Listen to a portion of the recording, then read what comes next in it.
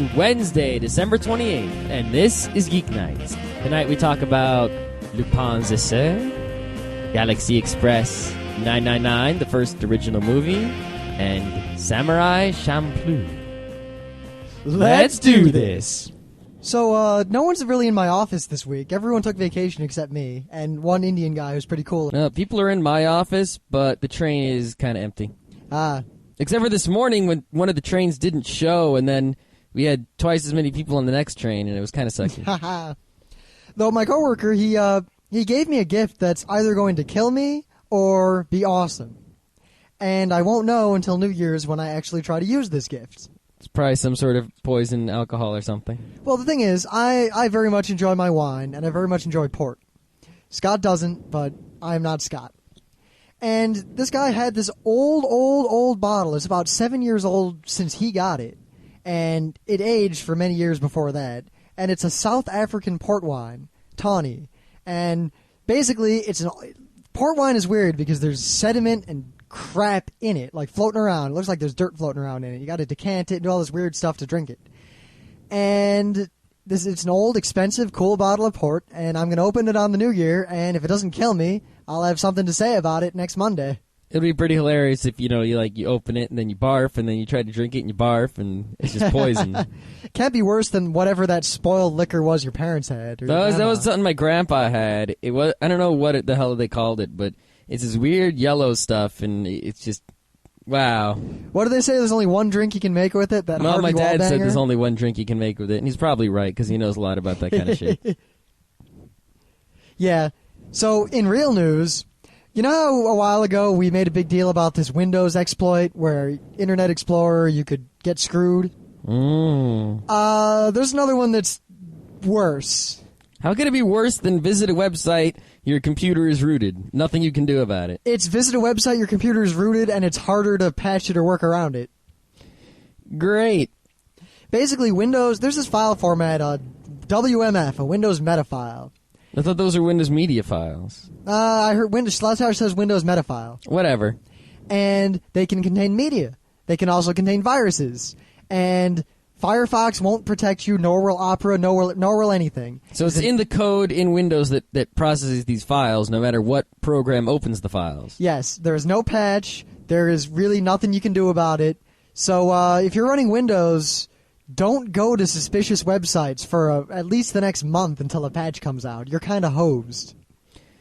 So remind me why people use Windows again? They don't know better. Oh, all right. I mean, unless you play games... You have no reason to use Windows anymore because, like just the other day, when we, over New Year's, we had Scott's grandma had an old lady friend who needed help with her computer. And we went over there to try to, fix it or whatever was wrong with it. And it just had viruses and there's really no way to fix it. Yeah, and the viruses had disabled Norton, so we couldn't use Norton. She was on dial-up, so we couldn't really download any tools to help us. We didn't have any tools with us. And it changed her homepage, which kind of confused her. But really, there was nothing protecting her from getting more viruses at this point. And we couldn't clean them up short of formatting the hard drive and installing Windows again. Yeah. And for what she did, which is like visit one website, do email, and word process, Linux would have been more than enough. 10,000 times more than enough. In fact, in January, most likely, we're going to head back down there, give her Linux, and we'll probably have a full report on us converting two cool old ladies to Linux. Yeah, my other grandma uses Linux already because I just gave her a computer, but they don't know how to use it. But this grandma would know how to use a computer better, so we'll see. Yeah, but I'm starting to see, a lot of people, like, whenever there's a big exploit, a lot of apologists seem to always say things like, oh, yeah, this was just one bad thing, and then Microsoft patches it. If you haven't noticed, this has been happening on a regular basis for the last couple of years with increasing frequency. Yeah, the thing is that people are like, oh, okay, they've patched most of the exploits or whatever, but that's only if you're like a company or something and you maintain your Windows and you put a lot of effort into it and all kinds of stuff.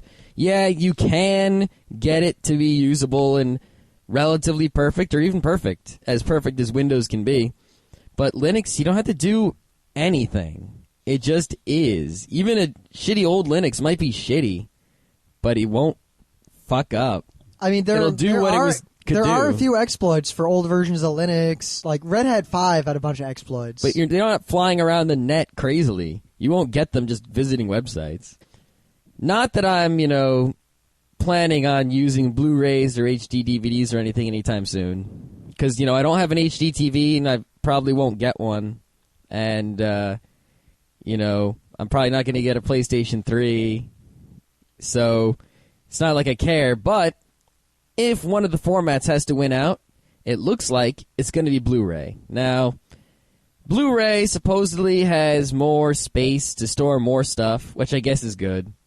And supposedly it has DRM, but HD DVD also has DRM, so they're both bad. And we're really rooting for DVD John to un-DRM it real quick. Yeah, DVD John, become Blu-ray John. But apparently the reason I think Blu-ray is going to win is because today we found out that it's going to have regioning, which, I guess is some sort of necessary evil nowadays, but... No, it's not a necessary evil. That's horseshit. Well, okay. Yeah, it's just an evil. Yeah. It exists solely to limit supply, segment markets, and make profits for the company. Yeah. It has no benefit other than to the company that designed it and implemented it. Yeah, pretty much. But Japan and the U.S. on Blu-ray will both be Region 1, which means... Really? That a lot of things. I mean, how are they going to sell Japanese anime DVDs for $40 and American ones for $20? Well, I guess they'll be Blu-rays, so there might be more money across the board. Well, the way they do that now is they delay the American releases several months, hoping that the people in Japan just won't be able to wait and they'll buy the expensive Japanese Well, that's not going to work now if the Blu-rays are all Region 1 across, because people will just start buying Blu-rays. Anime fans will get Blu-ray players and get Japanese DVDs. Which plays right into the... Basically, it'll only screw the American anime publishers. Yeah, but Especially if the Japanese start doing what they seem to be doing a lot more, which is putting English subtitles on their internal releases. Yep.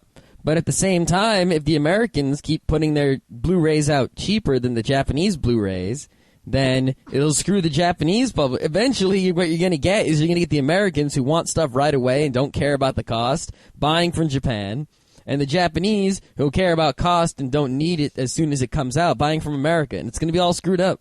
Yeah. But it also kind of, American and Japanese culture, at least as far as geeks are concerned, are moving toward each other. Mm-hmm.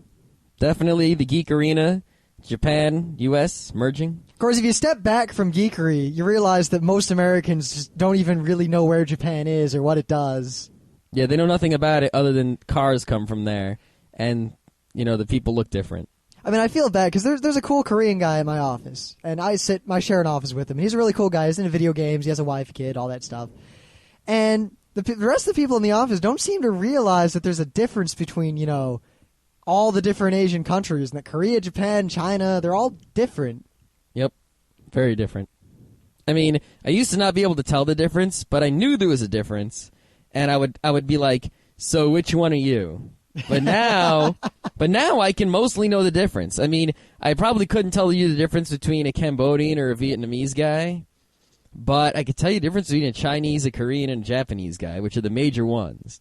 And I can't expect people to, be able to recognize, which country people are from just by looking at them and talking to them. Yeah, I don't expect that, but I expect people to not, say our company was looking into hiring some guy who happened to have the same last name as the Korean guy in my department, just because it's a common Korean name. Mm-hmm. So someone asked him, seriously, do you know him? And the guy looked and he's like, that name's like Smith. Yeah. What do you want? Yep. And they actually seriously suggested that he should interview the guy to make him feel more at home. Yeah. Yeah. It's kind of like that Seinfeld episode. Was it Barbara Chang or something like that? Yeah, Donna Chang. Donna Chang. They thought by the name, they were like, oh, Asian. And it wasn't Asian. It was just Donna Chang Steen. Changed her name to Chang. And it was, Seinfeld is funny. My coworkers are all, they know that I like Japanese animation. Because I have my office is full of wall scrolls and little figurines and pencil boards. The only thing I have is a little Mario. The background on all my PCs are anime things, and all the servers I built, I'm putting anime-themed backgrounds on them and all this stuff. Awesome. But every now and then, when they're looking for some sort of support online, they'll run afoul of a Chinese website, because we do a lot of business with China. And they always come in like, you know Japanese, come and read this. And I walk in, and I'm like, that's Chinese, and I don't know Japanese to begin with, so I don't know what you want. Yeah, what are they thinking? I don't know what they're thinking. The same thing the people who are running Windows are thinking. Nothing. Yeah, don't run Windows. Okay.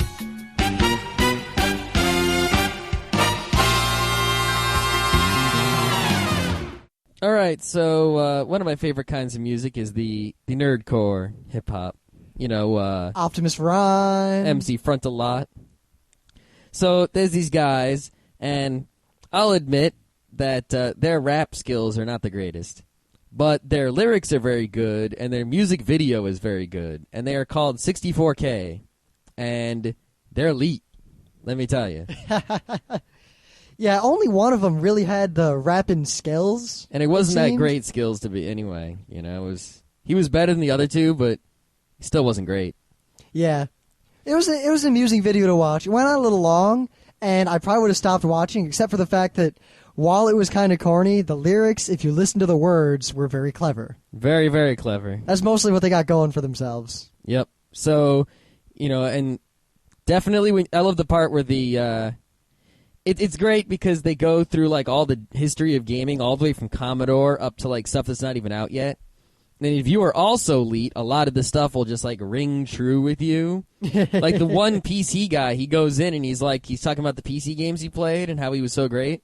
And he's like, the best is still Mech Warrior. And I'm like, yeah, Mech Warrior. You know? This is Gauss. Yeah. So, you know, if you listen to this, then I'm sure one of the guys will say some things that ring true with you if you're a gamer, and you'll enjoy it. So, my thing, I ran into, well, first of all, you all know the Zapruder film. The film of JFK being shot by some guy named Zapruder, who just happened to be there and happened to be filming at the time. Yep. And, first of all, whenever you've seen it, because a lot of people have seen it in documentaries or on TV or whatever, and it looks like it's the zoomed-in thing of, like, Kennedy, and it's real short. And a lot of times they show it in black and white, too. Yeah, which I don't get, because it was filmed in color. Yep. But, basically, if you ever watch the real Zapruder film, it's zoomed way out. You can see a lot more than they show you on TV. 2, it's real shaky and hard to see anything. Mm-hmm. So someone has taken it and stabilized the image. So instead of the JFK shaking around on the screen, the edge of the screen shakes around. They did a whole bunch of optimization things, and the end result is a very watchable, very creepy film of JFK being murdered. Snuff. Yeah, basically it is. Wow. It also very nicely disproves the somewhat silly theory a lot of people have had that the Secret Service guy sitting in the front seat turned around and shot him. Yeah, like you. I just said it because I had a high school AP U.S. history. Yeah, AP but when World you said it, History you sounded pretty convinced. I said it that way because that's the way he presented it. It was funny that way. No. One day we had a class and he shut the door and he's like, so, I'm going to show you all who really shot JFK. And it was just kind of funny. One time we got a Secret Service guy in class to talk about stuff, and he shut the door and he showed the guy the video, and he was like, explain that. And the Secret Service guy was like, what the fuck? What the hell? I'm here to talk about not this. Crazy teachers. But if you watch this video, which is nice and cleaned up, you see that the guy turns around and has this look of, oh shit, on his face. And he's not really pointing anything at JFK. Yeah, definitely not pointing anything. I mean, you don't even see bullets coming from anywhere or anyone shooting anything in the video. It's just, oh, there he is. Oh my God, he's shot. It's kind of eerie because he's shot and his wife is leaning over like, are you okay? And the guy in front is like, what the hell's going on? And it looks like everyone's just like trying to figure out what happened. And then suddenly his head explodes. Yeah. It's funny because if you look at the grassy knoll, there's this guy who's like falling over himself. Yeah, like he falls over and rolls. Yeah, like he heard the shots. He must have heard the shots. And he was probably like ducking and stumbling, and it was pretty funny looking at that guy. Nah, he was the third gunman. He was running from the scene. Oh my God! No, I'm pretty sure he's just some dumb guy. Yeah, because we all know that the truth was that Chuck Norris went back in time and roundhouse kicked him to death. Duh. You can see it right in the video. It's just in between frames because he roundhouse kicked so fast. Because remember, if you can't see Chuck Norris, you're seconds from death. Yep. So it's Anime Day. Yeah, and it would be also Comic Book Day, except on holiday weeks when there's no Monday, Diamond ships comic books on Thursday, which means I get them tomorrow. And next week I'll also get them on Thursday, so... But you're going to have to wait. But it's be a good wait because every great comic is coming out in this week. So, fair. Plus, we had a chance to go through some other stuff we've got lying around, and we watched 3 shows we can talk about. Yeah, it's good to have anime on the computer. Yep. So we got some Lupin III action, but not the Lupin III action that you're probably going to expect. Got some Galaxy Express 999, because we're really on a kick with that guy's works now. Yep. And Samurai Champloo. Which Rim hadn't seen. Nah, because I was on co-op when they showed it in club, and never got around to watching it. Yep, so we watched the first episode of that. So Lupin III, we love.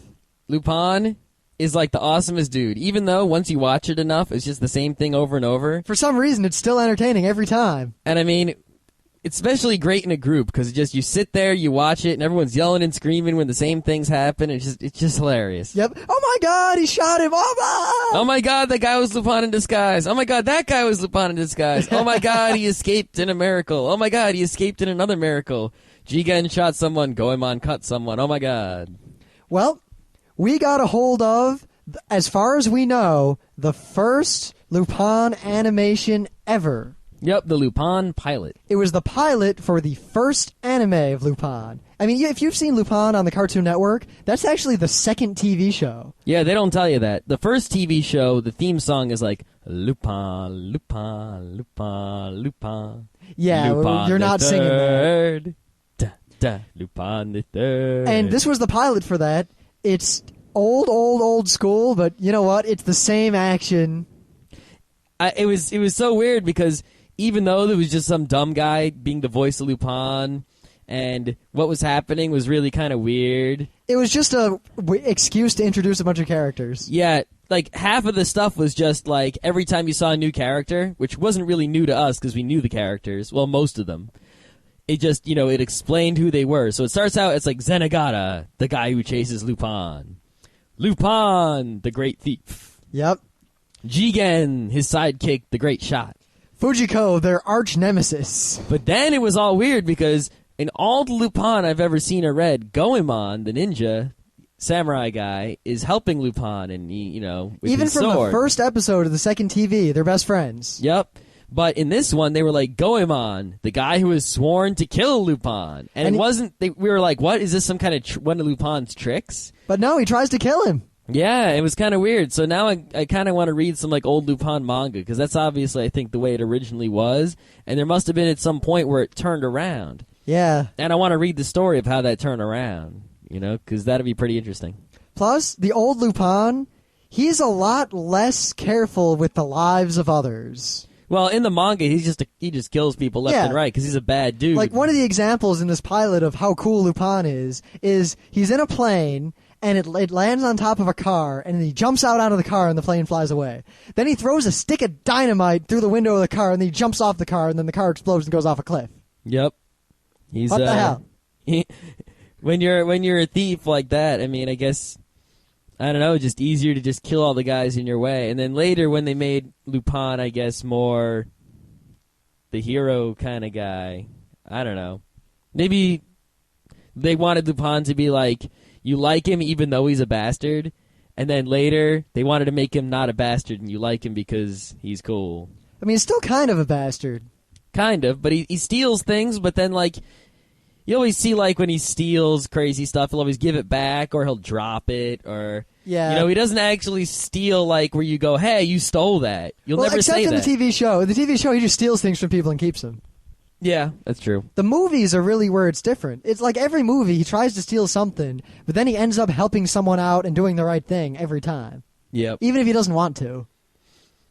I guess that's just what they, need to do in a movie to sell it, I guess, because people wouldn't go see it otherwise. I don't know. All I know is that there are more Lupin movies than I have seen, and I have seen a lot of Lupin movies. I think we've almost actually seen all the movies, except for like a few of the TV ones, and even a lot of those we've seen. We need to see more of the TV, and we need to read manga, because we haven't read any manga at all. Yep. All right. So the other thing we watched the first Galaxy Express 999 movie, which I've only seen one other time in my life. Yep, I saw parts of it on the Sci-Fi Channel when I was in, like, 6th grade. I saw the whole thing on the Sci-Fi Channel sometime in middle school or high school, or I don't even remember. But watching it again, I didn't get the same feelings of, oh my god, wow, from the first time when I saw it, but that's probably just because I've seen 1,100 anime since then. But it was still really, really good. Yeah, it was most excellent. I'm very much starting to become a fan of this whole Mytel, Harlock, Arcadia story. Emeraldus. Yeah, Queen Emeraldus. Galaxy Express. All that stuff is in the same universe, even though it's like a bunch of separate stuff, but it's way cool. And, I remember that there were some things that I remember that didn't happen and some things that happened that I didn't remember. Whenever you watch something and then watch it again like 100 years later, that always happens.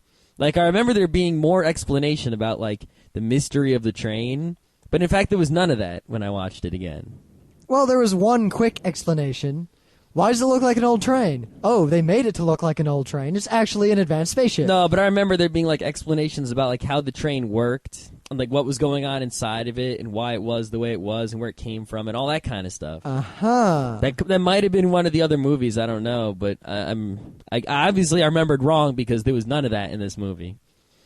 Regardless, it's an excellent movie, though it tries to cover a lot in less time than it probably should have spent. Yeah, that's the one problem I had with it, is that it started out where he's going to get the count, right? At the time castle. Yeah, there's this Count Mecha who murdered his mother for fun. And the movie is about him seeking vengeance. And, that wraps up like before the end of the movie, and then there's this added on bit. And the added on bit is like the actual, I guess, the message of the movie is like, kind of they say it for sure at the end there. But it felt like, something ended and you were ready for the movie to end and then there was more. But see, I like that because to me I got the feeling of a lot of movies just end and they ended like right after the climax when the plot is resolved, but they never really deal with the aftermath. And I really like this movie really goes into, wow, you've completed this goal that you've been searching for most of your cognizant life to complete. Now what? Yeah. What do you do now? I guess it's okay because it's not so bad. It's kind of like a square boss. Like you beat the final boss, and there's another boss. Oh my god, secret boss. It's that kind of thing, which can be fun, as long as it's not overdone. Man, in Final Fantasy IV Advance, there are like 5 square bosses. Like a square boss of a square boss of a square boss. Great. Not like Final Fantasy Crystal Chronicles with the... Oh, God. Yeah. Enough square bosses there. But yeah, if you haven't seen Galaxy Express movie, highly recommended. And moving right along, we watched the first episode of Samurai Champloo, which is the only Samurai Champloo I've actually seen. I've seen the whole show, and let me say, I love the show. I gotta say, now that I've actually seen it, I like it. It seems to pull a lot of tricks. Like, they'll start to show something, they'll be like, oh, wait, nope, never mind. Or, wait, back that up, now just explain it. And it jumps around a lot. And it's a style I haven't seen much before, and I really like it. Well, that's really just the first episode is like that. But the thing is that each episode has its own different kind of style. And each episode is like about a different thing altogether, even though there is a contiguous plot. So this one had the cut back and forth kind of action going on. Other episodes will kind of have like this, like a weird kind of feeling. Others will have more like this fun, kind of jovial, bouncing around kind of action going on. It's always different, which is what I think makes the show great. Huh. Like, and the greatest part is like they have this great like. I don't know if anachronism is the right word thing going on, where it's kind of, stuff from now at times, but it's all displaced in the past. But in the past is also kind of messed up. Like, you've got, like, hip-hop graffiti spraying, punks back in the ancient times of samurai and, No, the thing is, a lot of people seem to forget that in the real world, there were punk kids back in Rome. There were punk kids in the Mycenae civilization. Punk kids have always been around being punks. Yeah, but they're doing specifically punk things. Like what, graffiti? There's graffiti all over in Rome. No, but wait till you see these episodes. It's like a direct clashing of ancient samurai culture and modern hip-hop culture that is very fun. And, of course, there is a real, actual plot that gets resolved in the 26th episode. The wanting to find the samurai who smells like sunflowers. Yeah, that is the actual plot of the show that does end. I like it's it. Actually, it's a typical mysterious anime plot that lets the show go on while being vague enough to not constrain it. Yep, it is a typical anime plot, and when it gets resolved, it's pretty much like you don't even realize that they've come across it. Well, I guess you kind of do, but not really.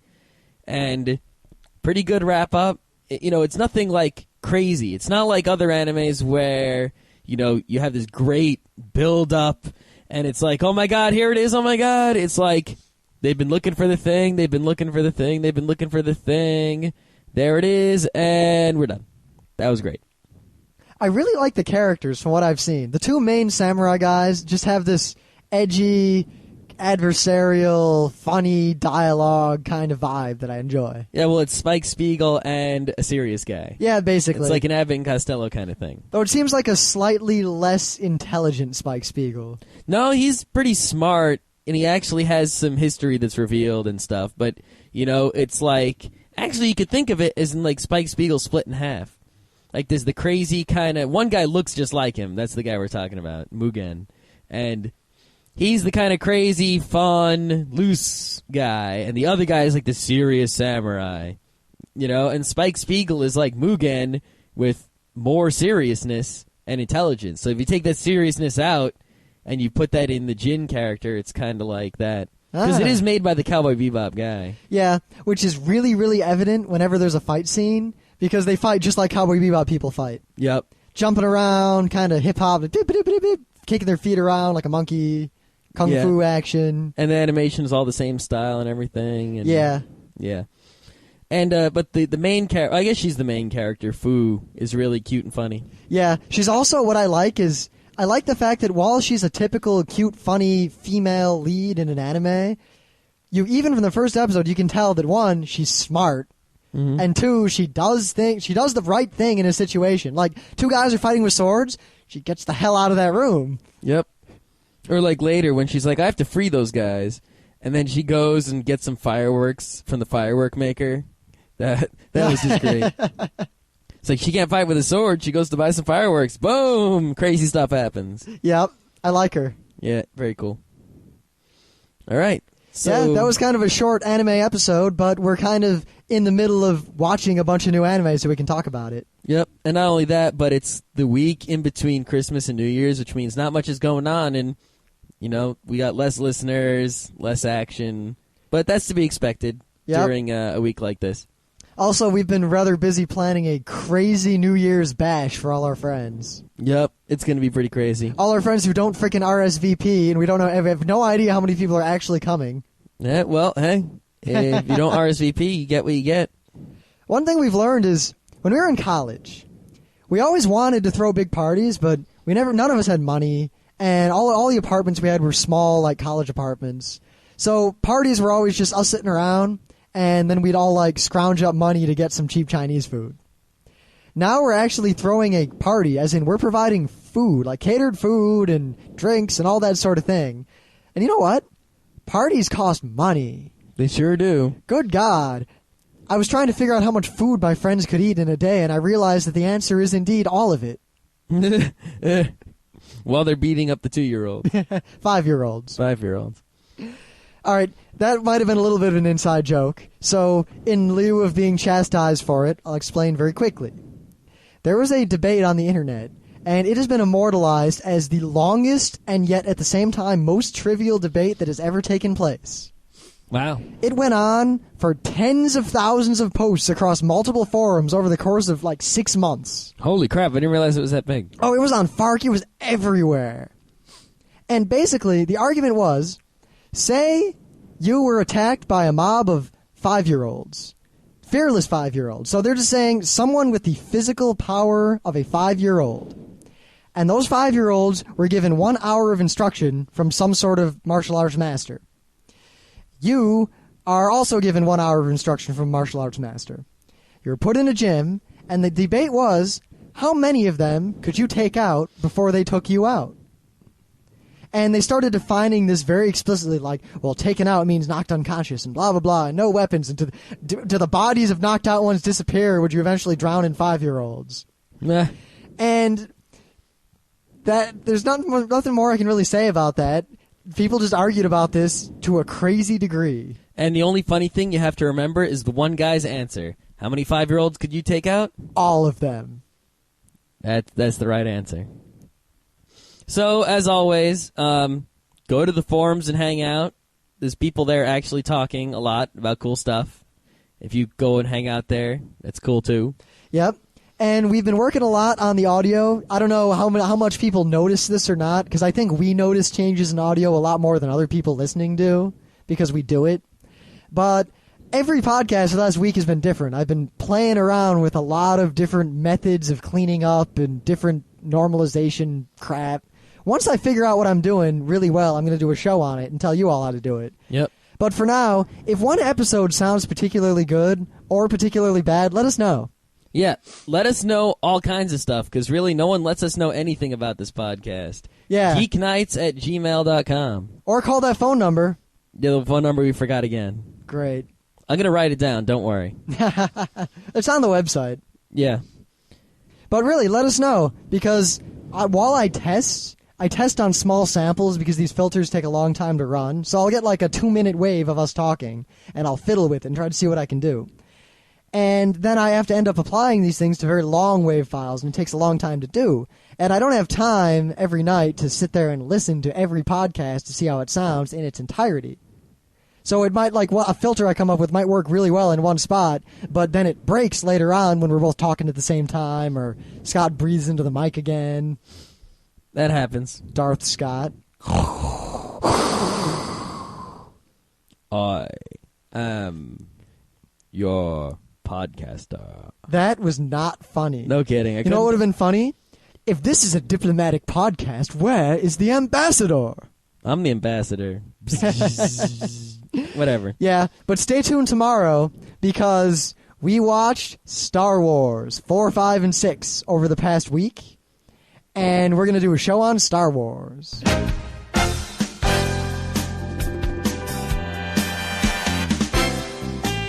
And that was Geeknights with Rim and Scott. Special thanks to DJ Pretzel for the opening music. Thanks for listening. Please remember to point your favorite podcatcher at feeds.feedburner.com/geeknights to get the latest episodes as soon as they're released. Also, please visit our website at www.frontrowcrew.com for the latest updates and forum discussion. And whether you love or hate our podcast, we won't know unless you send your feedback to us at geeknights@gmail.com.